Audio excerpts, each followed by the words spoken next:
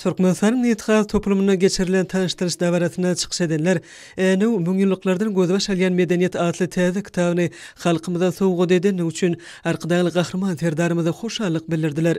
Hemem döwlet başlarymyzyň täze eserleriniň howrunyň köp bolmagyny arzu etdiler. Çıkışlarda hormatly prezidentimiz Serdar Berdimuhammedowyň ajaýyp eseriniň halkymyzyň şöhratly taryhyny hemem baý meden mirasyny öwrenmekde we geňden wagt etmekde uly ähmiýete eýedigini ýytyrly. Şuňlan birlikde mazmunyň maglumatlara baýlygy, olaň çeper we düşünükli dille beýan edilenligi beýlenildi. Bu kitabyň neşir edilmegi, Änew şäheriniň Türkiýe dünýäsiniň medeni paýtagty diýilip aglan edilen we Pähim paýhas ummany magtum ulup Praga şygarasyna geçýän 2024-nji ýylda watanaşlarymyz üçin ajaýyp sowgat boldy diýip çykyş edenler aýtdylar. Hormatly prezidentimiz täsin rowayatlary häzirki günlere çenli saklap galan, dürli zamanalyň hemem halk akydasynyň şaýady bolan Änew medeniýetiniň ähmiýetini kitabyň sahypalaryna geňişlen beýan edýär. Davrada çykyş edenler arkadagy gahryman serdarymyzyň täze kitabyna paýhasly pederlerimiziň dünýä medeniýetiniň ösüşine goşun uly goşundyny has aýdygyny bilen eşkär edýändigini ýytydylar.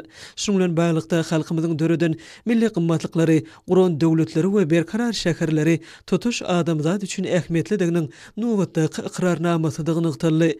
Döwlet başlarymyzyň belleşi ýaly bu kitabyň ýazylmagyny dünýä belli arheologlar, taryhçylar we ulug nesiller bilen bilelikde işleşmek bagty meser eden gahryman arkadagymyzyň beren gurrunlary uly ýardam berdi. Olar ýurdumyzda ilmi gözlegleri we arheologik gazy atyryş işlerini geçirip köp sanly wajyp tapynylary ýüze çykardylar we dünýä derejeli möhüm atyşlar etdiler. Tanıştırış davaratına çıkış edenler kitapda öňe sürilýän garaýşlar barada durup geçip, olaň kitabyň 3 babdan ibarat mazmunyny geňden beýan edilýänini ýytydylar.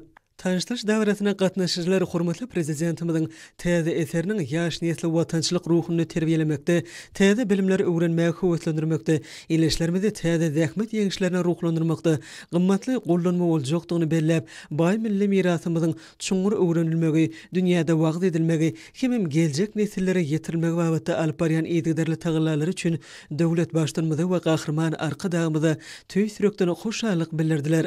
Arkadagy gahryman serdarymyzyň täze bilen tanıştırış davarasynyň ahyryna oňa gatnaşyjylar hormatly prezidentimize ýüzlenme kabul etdiler.